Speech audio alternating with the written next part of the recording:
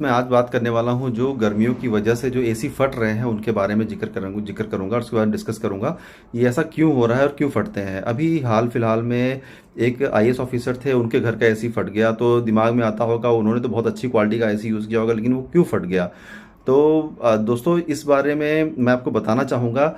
AC फटने की बहुत सारी वजहों में से जो सबसे ज़रूरी है वो समझने वाली बात यह है कि एसी सिर्फ इस वजह से फटता है क्योंकि आप उसे ओवरलोड करते हो। ओवरलोड करने का मतलब ये है कि एसी जो है आप 16 डिग्री पे चलाकर 18 डिग्री पे चलाकर कंबल ओढ़ के सोना चाह रहे हो, और इस वजह से कंप्रेसर उसका स्टॉप ही नहीं होता, कॉन्टिन्यूसली चलता रहता है। इन्वर्टर एसी में भी वो कॉन्टिन्यूसली वर्क करता रहता है। तो इंडोर यूनिट में अंदर जो सर्किटरी है वो फट सकती है, और लीकेज की वजह से जो गैस है वो एसी जो आपका इन्वर्टर है उसमें अगर शॉर्ट सर्किट हुआ तो, क्योंकि R32 एक काफ़ी ज्वलनशील और फ्लेमेबल गैस है, तो वो जिसकी वजह से वो क्या करती है, आग लग जाती है।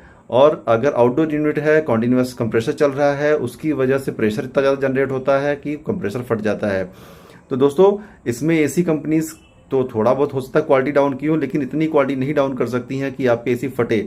तो दोस्तों आपको ध्यान देने वाली बात यहाँ पे ये है कि आप एसी को सिर्फ 27, 26, 24 जो कि गवर्नमेंट ने स्टैंडर्ड सेट किया हुआ है उस पर चलाएं, जिसकी वजह से आपका जो एसी है वो सही तरीके से काम करेगा और आपको अननेसेसरी ब्लैंकेट ओढ़ करके सोने की ज़रूरत नहीं पड़ेगी, और आपका एसी परफेक्टली फाइन करेगा, बिजली का बिल कम आएगा, आपकी एसी की लाइफ ज़्यादा होगी। तो दोस्तों इन सब सारी चीज़ों पे ध्यान देने वाली बात है। आप एसी को 24 डिग्री पे रखें, 22 डिग्री पे रखें तो इट इज़ ओके।